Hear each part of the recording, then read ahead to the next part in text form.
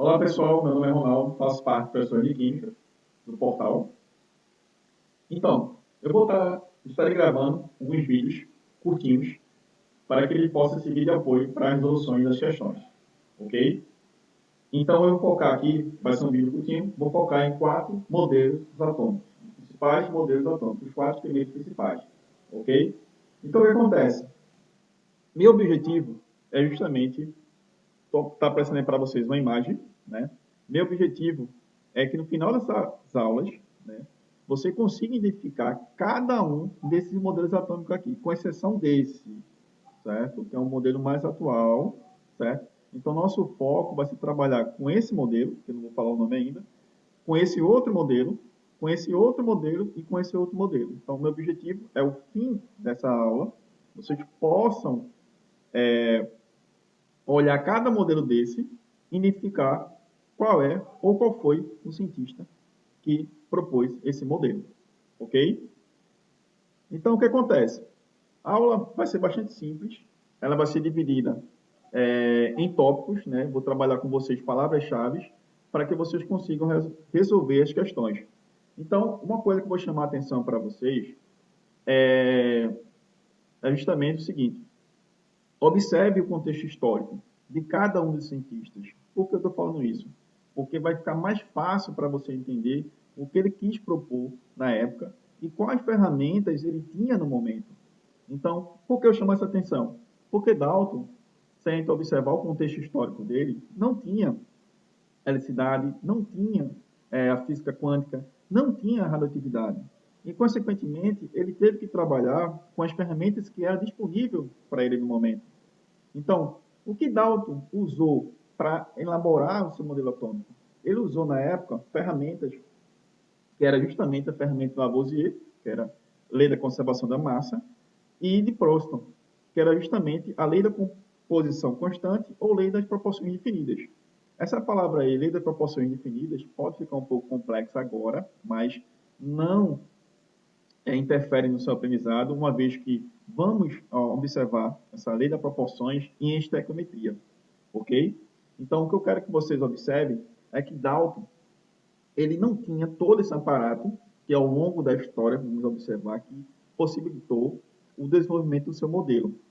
Então, o que acontece? Eu vou chamar a atenção para vocês com relação a Dalton.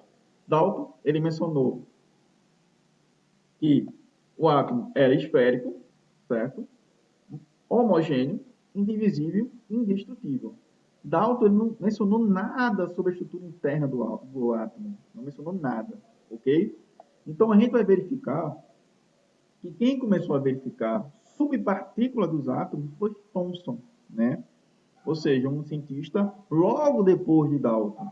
Mas, para a gente falar de Thomson, precisamos fazer uma pequena revisão de física. Como assim, pequena revisão de física, Ronaldo? Aquele conhecimento que a gente tinha, ou tem, sobre a questão de cargas de sinais contrários se atraem, cargas de sinais opostas, ou de mesmo sinal, desculpa, elas vão se repelir. No meu caso aqui, o positivo com positivo, elas vão se repelir. Negativo com negativo, vão se repelir. Carga de mesmos sinais, vão fazer com sinais diferentes, contrário, elas vão se atrair. Ok? Parece bobo, né? Para alguns tem esse conhecimento e alguns vão adquirir agora esse conhecimento de cargas de sinais contrários e de mesmos sinais. Por que isso é importante? Antes de falar de Thomson. Porque, como o Thomson começou a estudar, e foi a partir dele que temos partículas, partículas subatômicas, né? Foi a partir de Thomson que nós vamos constatar subpartículas. Mas eu volto a chamar a atenção de vocês com relação ao contexto histórico. Por quê? Se nós observarmos o contexto histórico, o que se observa aqui no contexto histórico? Que na época de Thomson já tem o quê? O conhecimento da eletricidade. Então, com esse conhecimento da eletricidade, proporcionou a Thomson fazer um experimento, na verdade, vou chamar outra atenção, esse experimento aqui não foi Thomson quem fez, que é o experimento da ampola de Cooke, mas sim o próprio Cooke, cientista da época, né, que Thomson, né, usou o conhecimento justamente desse experimento que se utilizava gases de baixa pressão, submetidos a alta voltagem. Então, esse gás submetido a essa alta voltagem interagia, certo? E você observa aqui que tem uma parte positiva e um campo e uma parte negativa, ou seja, tem um diferencial de potencial. Esse diferencial de potencial que gera o campo eletromagnético, isso física vocês vão estudar, né? Isso também não vai atrapalhar o seu conhecimento, é só uma breve curiosidade que eu estou mostrando para vocês, onde esse campo eletromagnético vai interagir com esse feixe aqui, onde essa parte positiva tem uma interação. Logo, o que, você observou com esse experimento de Thomson? Desculpa, foi um experimento de ampola de Cook que Thomson utilizou para poder explicar o seu modelo atômico. O que acontece? Como houve uma interação, como ocorreu uma interação com a parte positiva, esse feixe tinha essa parte negativa, né? Por que essa parte negativa? Porque nós vimos em física que cargas de sinais contrários, o que acontece com eles? Eles se atraem. E cargas de sinais, de mesmos sinais, eles se repelem. Então, se eu tenho entendimento de cargas de sinais contrários, eles se atraem, logo, o que se deduziu? Se essa parte aqui é positiva, esse feixe aqui seria o quê? Um feixe de carga negativa, né? Então, foi a partir daí que Thomson observou, né, a questão da subpartícula do átomo, que foi a partir de Thomson que se tem a ideia de elétron. Não? Então, a palavra-chave que associa a Thomson é a palavra elétron, pessoal. Então, quando vier nas questões de descoberta do elétron, não caia em casca de banana, né? Não caia em pegadinha. Né? Pense logo em quem? Pense logo em Thomson. Então, baseado nisso, o que Thomson propôs sobre o modelo atômico? Ele propôs que os elétrons estariam mergulhados nessa massa densa aí. Essa massa densa, né, que vocês estão aqui observando, aqui verificando na imagem, seria a parte positiva, né, toda essa região densa, e mergulhado, ou melhor, tem a parte densa, né, e está aqui os elétrons, né, mergulhados nessa parte densa aqui, ok? Então, veja que Thomson, ele reforça a ideia de esférico ainda, né? Thomson, ele descobre a questão da subpartícula, mas ainda está o quê? Ainda está atrelado à ideia de Dalton com relação à esfericidade do átomo, ok? Pessoal, esse vídeo, né? Estamos chegando aqui ao fim desse vídeo, certo? É um vídeo curtinho, certo? Espero que tenham gostado. Então, eu espero vocês na próxima aula, ok? Então, até lá.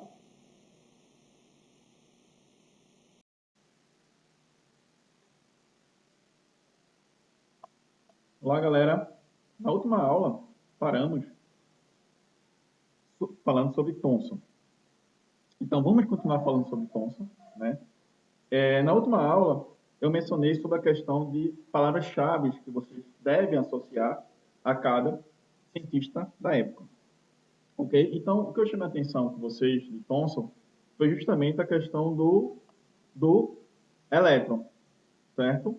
Então, essa tensão que eu chamei de vocês com relação ao elétron, que está aqui, vocês também têm que associar a Thomson, que eu esqueci de mencionar no vídeo anterior, a questão do pudim de passas, né? Então, quando vier questões falando sobre Thomson, duas palavras-chave que vocês têm que ficar atentos com isso. É com relação ao elétron, né, que foi associado a Thomson, a descoberta do elétron, sobre partícula do átomo, e a questão também do pudim de passas. Ok? Dando continuidade aos teóricos, vamos falar sobre Rutherford. Né? O Rutherford, para falar de Rutherford, temos que ter o conhecimento, ou melhor, eu chamo a atenção novamente para o contexto histórico, que nesse caso, o contexto histórico de Rutherford é justamente a radioatividade, né? Então, Rutherford tinha na época a questão da radioatividade. Então, o que é a radioatividade, pessoal? Só um pequeno parênteses com relação à radioatividade. Radioatividade é justamente a capacidade de um átomo instável, né, ele emitir partículas radioativas. Que nesse caso, a partícula radioativa que foi usada era a partícula, o elemento usado por Rutherford, desculpa, né, foi o polônio, que emite partículas alfa. Essas partículas alfa são partículas positivas, né? Então, eu chamo a atenção para vocês novamente o conhecimento de cargas de sinais contrários se atraem e de mesmos sinais o quê? Se repelem. Então, aquela resumo lá, aquela tabelinha resumida, que parece bobagem para alguns, é muito importante para o entendimento da evolução dos modelos atômicos, ok? Então, fiquem ligados com relação a essa interação de cargas de mesmos sinais e de sinais contrários. Então, sabendo que Rutherford tinha na época a relatividade, certo? Ele fez um experimento. Por que ele fez experimento? Bom, ele fez o seguinte: se de fato o átomo é algo indestrutível, se eu pegar esse átomo, né, lembrando que a matéria é formada por átomo, né, ou seja, tudo em nossa volta é formado por átomo, é bom frisar isso, é bom lembrar isso, certo? Então ele pensou o seguinte: se eu pegar, bombardear o meu átomo, ou melhor, a matéria, né, será que vai ser possível passar esse bombardeamento? Nesse caso, esse bombardeamento que eu estou falando, ele pegou um elemento radioativo. Que elemento radioativo foi esse? Ele pegou o polônio, certo? Se você observar aqui na ilustração, é justamente o experimento de Rutherford, né? Aqui tem essa imagem, né, que ela está estática, e aqui tem uma imagem, né, uma animação dinâmica, né, para vocês entenderem como é que foi esse bombardeamento usando o elemento polônio. Então, esse bombardeamento, usando o elemento polônio, um elemento radioativo, foi possível constatar que grande parte dessa radiação passava sobre essa fina camada de ouro, isso aqui é uma fina camada de ouro, certo? Uma parte reconstituía e outra parte era desviada. Pessoal, só para não ficar meio confuso, eu estou falando de parte, estou falando aqui o seguinte: grande número de partículas radioativas passou esse material. O material que eu falo é o ouro. Logo, o que o Rutherford propôs? Ele propôs o seguinte: bom, se passou, logo pode-se concluir o seguinte, que o átomo existe um grande vazio, né? Esse grande vazio ele denominou de eletrosfera, né? Eletrosfera. Como já tinha conhecimento do elétron, que foi algo descoberto por Thomson, ele fez o seguinte: não, o elétron estaria onde? Nessa eletrosfera, nesse lugar vazio aí, né? Nesse lugar nem vazio, essa grande espaçamento entre os átomos aí, estaria a eletrosfera, onde estaria o elétron aí presente, ok? E, observando ainda o experimento, né, feito por Rutherford, ele constatou o seguinte: e essa outra parte que desviava, pessoal? Como é que eu vou explicar esse modelo? Como é que eu vou dizer isso aí? É o seguinte: vimos que cargas de sinais contrários se atraem. De mesmos sinais, o quê? Se repelem.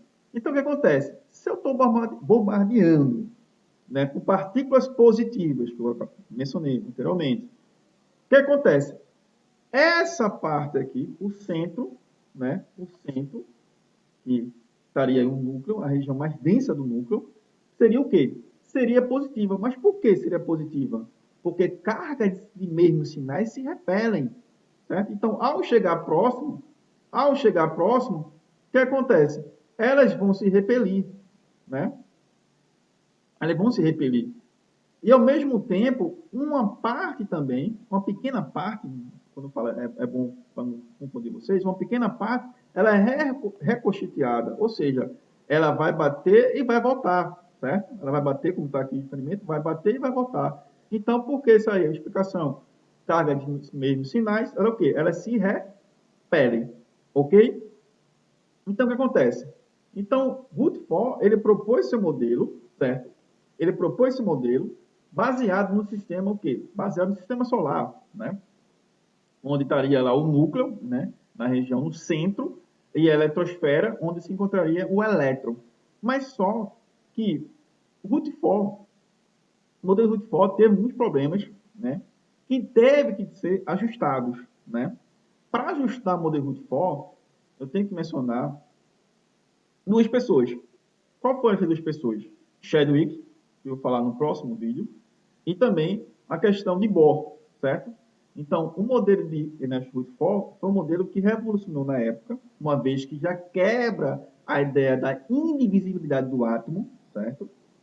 Algo que era proposto por Dalton e Rutherford, certo? Então, foi algo revolucionário na época e que Ernesto Rutherford colocou em xeque, ok? Então, no próximo vídeo, vou falar é, sobre Chadwick, que foi importante, e também vou falar sobre Bohr, ok? Então, espero encontrar vocês na próxima aula. Ok, continua aí.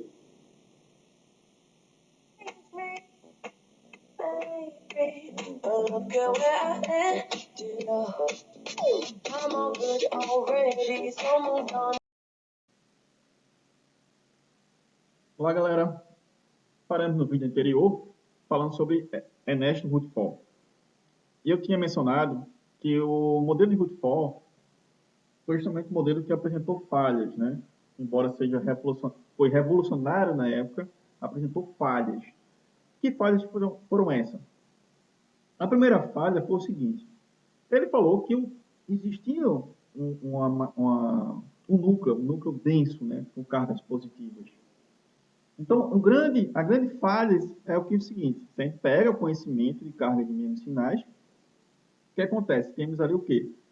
Cargas positivas, né, que é o caso do próton, certo?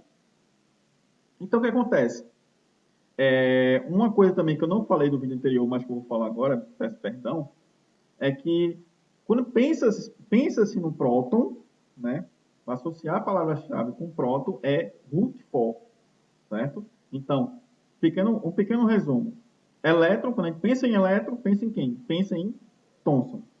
Pensar em próton, né, associa-se a quem? A Rutherford. Porque através de experimento que foi feito aí, que está sendo mostrado aqui para vocês aqui, essa pequena ilustração, né, ele descobriu a questão do próton, né? Na verdade, associou a parte densa do núcleo, formada com cargas positivas, o nome próton, ok? Beleza? Então, voltando para a falha. Então, se eu tenho a parte densa do núcleo só com cargas positivas, que é chamada de prótons, essas prótons, cargas positivas de mesmos sinais, sabe-se que o quê? Eles vão se repelir. Então, esse foi o grande entrave, né? Ou melhor, foi um dos entraves do modelo atômico de Rutherford. Então, para tentar resolver isso, ou melhor, para tentar não, para resolver isso, surgiu um cara chamado Chadwick, aproximadamente em 1932, né? Ele que descobriu o nêutron, não foi Rutherford, certo? Isso é casca de banana também, casca de banana, pegadinha, que associa a descoberta do nêutron, carga neutra, para Rutherford. Não foi. Rutherford ele usou o conhecimento, a descoberta de Chadwick para adequar seu modelo atômico, ok? Então, logo, o que acontece? O núcleo é a parte densa do átomo, formadas por cargas positivas, né? E para deixar esse núcleo estável, né? Estável que eu falo, para não ocorrer a repulsão, né? Uma vez que só tem cargas positivas, dentro do núcleo tem cargas o quê? Também cargas neutras, né? Essas cargas neutras foi descoberta por Chadwick, então não caia em casca de banana, ok? Dando continuidade, ou do entrave também que aconteceu no sistema Rutherford, mas antes de falar desse outro entrave, eu vou falar o seguinte: palavras-chave, e aí eu destaquei para vocês, palavras-chave em vermelho. Quando se fala do experimento de Rutherford, tem que se pensar que ele atribuiu ou melhor, o modelo dele é um sistema planetário, onde tem a região do núcleo densa, onde o elétron gira na eletrosfera ao redor desse núcleo, ao redor dessa região densa. Então, por que ele gira, Ronaldo? Por que Rutherford falou que gira? Porque é o seguinte, pessoal, se Rutherford não considerasse esse elétron girando, o que aconteceria? Esse elétron, ele seria o quê? Ele seria, como é que se diz? Atraído pela carga positiva. Eu não falei, acabei de falar que o núcleo tem a carga positiva. Então, se esse elétron estivesse parado, ele, como é que se diz? Consequentemente, seria atraído para esse núcleo aí. E, logo, esse sistema, esse modelo de Rutherford entraria em colapso, certo? Então, ele teve que considerar esse elétron girando. Mas, ao considerar esse elétron girando, consequentemente, Rutherford também, ele trouxe para si o outro problema também. Qual foi esse outro problema? Para entender esse outro problema, eu vou usar um pouco aqui do conhecimento de física. Veja que é importante para entender a evolução do modelo atômico ou falar da história do modelo atômico, né? Tem que se ter entendimento de física, né? Então, a física é uma ferramenta importante para se ter um entendimento da evolução do modelo atômico, ok? Então, o que acontece? Acontece, se eu só pegar aqui a imagem, deixa eu ver aqui onde está a imagem. Pronto, peguei a imagem. O que acontece? No modelo 1 aí, ao considerar o elétron girando, que ele teve que considerar, Rutherford, modelo 1, observa aí para você na imagem de vocês, aparecendo para vocês, esse elétron estaria em movimento, tem que estar em movimento, certo?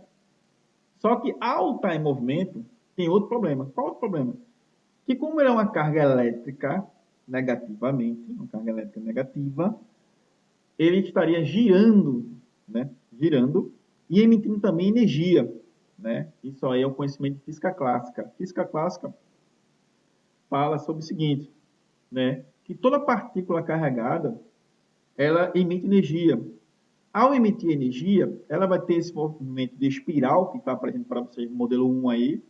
Então, esse movimento de espiral, ele vai encontrar, consequentemente, né, vai perder energia, com o núcleo. Logo, o átomo, ou melhor, o modelo de Rutherford também entraria em colapso, certo? Então, para ajustar o modelo de Rutherford, apareceu um cara chamado Bohr, certo? Então, Bohr, ele pegou o experimento de Rutherford, certo? E ajustou. Ajustou de que forma? Ele falou o seguinte, gente. Ele falou que os elétrons descrevem trajetórias circulares indefinidas ao redor do núcleo, que é chamada de níveis ou camadas, né? Ele também falou o seguinte, cada nível possui um valor definido de energia. Então, cada nível desse aí, certo? Ele possui energia definida.